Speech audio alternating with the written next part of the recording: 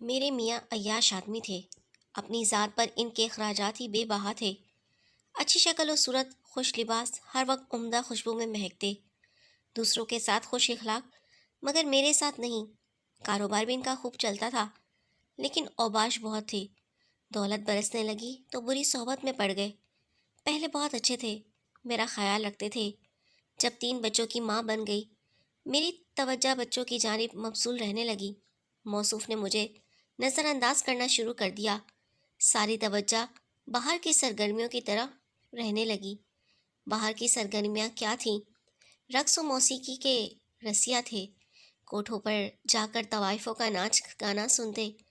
پہلے کبھی کبھار جاتے، پھر یہ روز کا معمول ہو گیا کہ ایک نوخیز طوائف زادی سے دل لگا لیا تھا۔ شراب و کباب کے اس قدر رسیا ہو گئے کہ گھر بھر کا ہوش نہ رہا۔ بچوں کی ذمہ داریاں مجھ پر ڈال دیں اور خود آزاد ہو گئے۔ دن بھر اپنے کاروبار کے سلسلے میں اور رات کو عیاشی میں ڈوبے رہتے۔ صبح 11-12 بجے سو کر اٹھتے اور دفتر چلے جاتے۔ یہی ان کا معمول تھا۔ ان کو اپنی سرگرمیوں سے فرصت نہ تھی کہ بیوی بچوں کو کچھ وقت دے پاتے۔ گھریلو مسائل سے نظریں چرانے لگے۔ جب ان کی لاپرواہیاں حد سے بڑھ گئیں، میں نے دبی زبان میں احتجاج شروع کر دیا۔ پہلے تو جھوٹ کا سہارا لیا کہ کاروبار بہت بڑھ گیا ہے، تبھی مصروفیت بڑھ گئی ہے، گھر کو ٹائم نہیں دے پاتا۔ روز آدھی رات کے بعد شراب کے نشے میں دھت آتے اور بات بے بات الجھتے، میری اور بچوں کی نیند خراب کرتے۔ کچھ کہتی تو بری طرح مارنے لگتے۔ تب میرے صبر کا پیمانہ لبریز ہو جاتا۔ خوب روتی رہی اور نصیب کو کوستی کہ خدا کرے یہ دولت نہ رہے جس کے بلبوتے پر خود تو عیاشی کرتے ہیں اور ہم کو پائی پائی کے لیے ترساتے ہیں۔ خدا کی کرنی، انہی دنوں میرے شوہر کو ان کا ایک پرانا کلاس فیلو ملا۔ اس کا نام شاہد تھا۔ بہت نیک تھا، یہ ان کا بچپن کا دوست تھا۔ اسکول میں پرائمری سیکشن کے طالب علم تھے۔ مدت بعد شاہد سے ملاقات ہو گئی۔ دونوں بہت خوش ہوئے۔ ظاہر ہے کہ بچپن کے دوستوں سے ملاقات دلی مسرت کا باعث ہوتی ہے۔ شاہد کو خبر نہ تھی کہ نعیم کو دولت نے اس قدر تبدیل کر دیا ہے کہ ایک محنتی اور ذہین آدمی اب شراب و کباب کی نظر ہو چکا تھا۔ وہ دوسرے شہر میں رہتا تھا، اس لیے مدت سے ملاقات نہ تھی، اور نعیم کی زندگی کا یہ پہلو اس سے چھپا ہوا تھا۔ یہ شاہد کو گھر لائے۔ باتوں باتوں میں اس سے ذکر کیا کہ ملازمت اس شہر میں ہو گئی ہے اور اب وہ رہائش کے لیے کرائے پر مکان کی تلاش میں ہے۔ میرے شوہر نے فوراً آفر کر دی کہ میرا گھر حاضر ہے، اتنا بڑا گھر ہے، اس کی ایجنسی میں رہائش پذیر ہو جاؤ۔ کرائے وغیرہ کی تو نعیم کو حاجت نہ تھی اور کسی خالی پڑی تھی۔ ان کو فائدہ یہ تھا کہ شاہد اور ان کے افراد خانہ کو ساتھ رکھنے سے میں تنہا نہیں رہوں گی، کیونکہ وہ خود تو اب مستقل گھر سے غائب رہتے تھے اور میں کلی طور پر ملازموں کے رحم و کرم پر رہ جاتی تھی۔ شاہد نے کچھ پس و پیش کے بعد اس آفر کو قبول کر لیا اور ہفتے بعد وہ بڑی بہن کے ہمراہ ہماری انیکسی میں شفٹ ہو گیا۔ اس کی یہ بہن شادی شدہ تھی، لیکن شوہر سے ناراضگی کے سبب اپنے بھائی کے ساتھ رہتی تھی۔ اس کا نام تسلیم تھا۔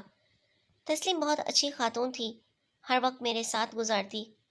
جب شاہد آفس چلا جاتا، وہ میرے پاس آ جاتی۔ مجھے بھی ان دنوں کسی غمخوار کی شدید ضرورت تھی۔ تسلیم کی صورت میں ایک غمخوار اور اچھی دوست مل گئی تھی۔ جلدی ان دونوں بہن بھائی پر میرے شوہر کے کرتوت کھلنے لگے۔ یہ بہت حیران ہوئے کہ نعیم کس ڈگر پر چلے نکلے تھے۔ ان کو مجھ سے ہمدردی ہو گئی۔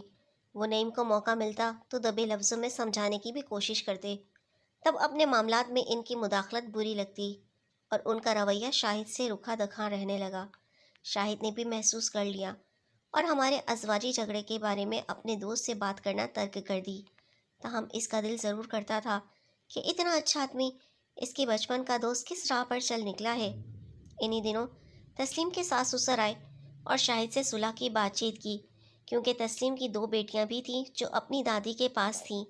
ان کی خاطر وہ روٹھی بھی بہو کو منا کر لے گئے۔ بچیوں کی خاطر اس نے بھی اپنے خاوند سے صلح کر لی۔ اس کے جانے کے بعد تو میں پھر سے تنہا اور وحشت زدہ ہو گئی۔ وہ میری غمخساری میں کوئی کسر اٹھا نہ رکھتی تھی۔ اپنا دکھ سکھ کر کے دل کا بوجھ ہلکا کر لیا کرتی تھی۔ روتی تھی تو وہ چپ کرا دیتی اور تسلیاں دیتی کہ ذرا سا اور صبر کر لو، آخر تو نعیم بھائی کسی دن راہ راست پر آ جائیں گے۔ تسلیم کے جانے سے میرا غم دگنا ہو گیا، جس کو شاہد نے بھی محسوس کیا۔ وہ میرے بال بچوں کا خیال رکھنے لگا، شام کو دفتر سے آ کر ان کے ساتھ لان میں کھیلتا اور ان کو وقت دیتا۔ بچے اس سے بہت مانوس ہو گئے اور اب وہ باپ کے بجائے انکل شاہد کے گھر لوٹ آنے کی راہ تکتے تھے۔ چھٹی کے دن بھی نعیم گھر نہ آتے، شاہد میرے بچوں کو سیر کرانے لے جاتے۔ میں بھی اس نیک آدمی کا خیال رکھنے لگی جس میں کوئی بری عادت نہ تھی۔ گھر سے دفتر اور دفتر سے گھر، یہی اس کی زندگی تھی۔ فارغ وقت میں بور ہوتا تو میرے بچوں سے دل بہلاتا تھا۔ اب میں اسے صبح شام کھانے بھجوانے لگی، کبھی ملازمہ کے ہاتھ اور کبھی میرے بچے لے جاتے۔ اگر کوئی فوری ضرورت پڑ جاتی، بچے بیمار ہو جاتے، ان کے اسکول کا کوئی مسئلہ ہوتا، شاہد کے پاس چلی جاتی کہ بھائی یہ مسئلہ ہے، وہ فوراً میرا کام کر دیا کرتا تھا۔ رفتہ رفتہ ہماری رسمی سی باتیں ہونے لگیں۔ مثلاً میں پوچھتی، شاہد بھائی آج کم کھایا ہے، کیا سالن اچھا نہ تھا؟ وہ کہتا، نہیں بھابھی، سالن تو بہت مزیدار تھا، مگر میری طبیعت کچھ بوجھل سی تھی، زیادہ بھوک نہ تھی۔ تنہائی کا شکار عورت تو چاہتی ہے کہ کوئی اس سے بات کرے، اس کا دکھ درد بانٹے۔ تسلیم چلی گئی، مگر شاہد میری بے چینی اور دلی کیفیت سے آگاہ تھا۔ اس کی بہن میرے بارے میں ہر بات اسے بتا دیا کرتی تھی۔ تبھی جب کچھ بات کرتی، شاہد غور سے سنتا اور میری دلجوئی کر دیا کرتا۔ کبھی تسلی کے دو بول کہہ دیتا تو میرا دل ہلکا ہو جاتا، گویا تسلیم نہ تھی تو اس کا بھائی مجھے اپنا لگنے لگا تھا۔ ایک وقت آیا کہ میں اپنے گھریلو معاملات پر اس کے ساتھ کھل کر بات کرنے لگی۔ وہ سمجھ چکا تھا کہ میں شدید افسردگی اور تنہائی کا شکار ہو چکی ہوں، اور اس نے اگر مجھے ان جذباتی الجھنوں کے بھنور سے نہ نکالا تو شاید میں خودکشی ہی کر لوں۔ شاہد کو ہماری انیکسی میں رہ کر نعیم کے معاملات کا مشاہدہ کرنے کا موقع ملا تھا۔ اس نے بغور میرے خاوند کی شخصیت کا مطالعہ کیا، جس کا رویہ بظاہر کچھ اور اندر سے کچھ اور تھا۔ وہ اس نتیجے پر پہنچ گیا کہ واقعی اپنی عیاشی کے مزے لوٹنے میں نعیم اندھا ہو چکا ہے اور شریک حیات کو مسلسل اذیت سے دوچار کر رکھا ہے۔ اس احساس کے ہوتے ہی اس شخص نے میرے گھریلو اور بچوں کے مسائل اپنے سر لے لیے۔ بچوں کو اسکول کا ورک کروانا، ٹیوشن کا انتظام کر کے دینا، ان کو شاپنگ کے لیے ساتھ لے جاتا، بیمار ہوں تو علاج کے لیے بھاگ دوڑ میں مدد دینا، جبکہ نعیم نے تو ہم کو یکسر نظر انداز کر دیا تھا۔ ان کے پاس ان کاموں کے لیے وقت ہی نہ تھا۔ قدرتی بات کہ ان حالات کا جو نتیجہ نکلتا ہے وہی نکلا۔ میں شاہد ہی کو اپنے درد کا مسیحا سمجھنے لگی اور اس کی ہمدردی میں سکون تلاش کرنے لگی۔ وہ غیر شادی شدہ تھا، نوجوان تھا، مجھے اس سے انسیت محسوس ہونے لگی۔ اس جھکاؤ کو میرے رویے سے اس نے بہت جلد محسوس کر لیا اور دور اندیشی سے کام لیتے ہوئے بہت جلد ایک دوسرا مکان کرائے پر حاصل کر لیا۔ بہت روکنے کے باوجود وہ ہمارے گھر سے چلا گیا اور نئے مکان میں منتقل ہو گیا۔ یہ مکان ہمارے گھر کے پاس تھا اور اسی لائن میں تھا، صرف 8-10 گھر درمیان میں تھے۔ بچوں کو اس نے اپنا گھر دکھا دیا کہ ضرورت ہو تو مجھے بلوا لینا۔ اس کے جانے کے 15 روز بعد ایک رات نعیم زیادہ نشے میں دھت گھر آئے۔ 2:30 بجے شب کا وقت ہوگا، آتے ہی مجھے مارنے لگے، بے تحاشا مارا کہ میرے چہرے اور بدن پر نیل پڑ گئے۔ دراصل وہ اپنے حواس میں نہ تھے، نہ جانے کس آوارہ حسینہ سے لڑ کر آئے تھے کہ تمام غصہ گھر آتے ہی مجھ پر اتار دیا۔ صبح وہ بے ہوش پڑے تھے اور میرے حال کی کچھ خبر نہ تھی۔ رو رو کر ہلکان ہو گئی تو بے قراری میں بچوں کا ہاتھ تھاما اور گھر سے نکل گئی۔ گلی سے گزرتے ہوئے میرے بڑے بیٹے سلیم نے، جس کی عمر ان دنوں 7 برس تھی، اشارے سے بتایا کہ امی یہ انکل شاہد کا گھر ہے۔ اتوار کا دن تھا، میں تو غم سے بھرے ہوئے دل کے ساتھ یوں ہی بوجھل قدموں سے چل پڑی تھی، بغیر سوچے کہ بچوں کو لے کر کہاں جا رہی ہوں۔ سلیم کے اشارے پر میں نے اپنے غمگسار کا در کھٹکھٹایا۔ شاہد خود باہر آیا اور مجھے بچوں کے ہمراہ دیکھ کر پوچھا، آپ خیر تو ہے؟ میں نے بتایا، شاہد بھائی خیر نہیں ہے، رات بری طرح نشے میں نعیم نے مجھے مارا ہے اور میرا سارا بدن نیل نیل کر دیا ہے۔ یہ دیکھو۔ میں نے چہرے سے چادر ہٹائی اور اپنی گردن بھی دکھائی، جس پر گلا دبانے سے نیلا اور کالا نشان توپ کی صورت میں موجود تھا۔ اس کو بے حد دکھ ہوا، بولا، بھائی اندر آ جائے، یہاں دروازے پر بات کرنا ٹھیک نہیں۔ میں نے اس کے گھر کے اندر قدم رکھ دیا اور تمام احوال کہہ سنایا۔ حالات کا تو وہ خود چشمدید گواہ تھا۔ پوچھا، اب آپ کیا چاہتی ہیں؟ میں اس ظالم شخص سے چھٹکارا چاہتی ہوں، اس کے سوا کوئی چارہ نہیں۔ کیا عدالت سے رجوع کرنا چاہتی ہیں؟ ہاں، کوئی اچھا سا وکیل کرنا چاہتی ہوں جو خرچہ بھی اس ظالم سے دلوائے۔ اس کے ساتھ رہنے سے اب جان کو خطرہ ہے۔ وکیل کرا بھی دیا تو اس دوران کہاں رہیں گی؟ ظاہر ہے دعویٰ دائر کرنے کے بعد اب آپ اس کے گھر میں تو نہیں رہ سکیں گی۔ میرے پاس اتنے پیسے ہیں کہ سال بھر تک میں کرائے کے گھر میں رہ سکوں، نہ زیور ہے۔ اس نے کہا سوچ لیں۔ بھائی میں نے سوچ لیا ہے شاہد، انسان کو اپنی جان بھی تو پیاری ہو سکتی ہے۔ جان کا خطرہ ہو تو کسی دیوانے کے ساتھ کون رہ سکتا ہے؟ بچے تو کسی صورت اس کو نہیں دے سکتی، وہ اس کے مستقبل کا بھی ستیہ ناش کر دے گا۔ میری التجا پر اس نے مدد کا وعدہ کر لیا اور کہا ابھی تو گھر واپس جائی، میں کسی اچھے وکیل کو دیکھتا ہوں اور کوئی کرائے کا مناسب مکان بھی۔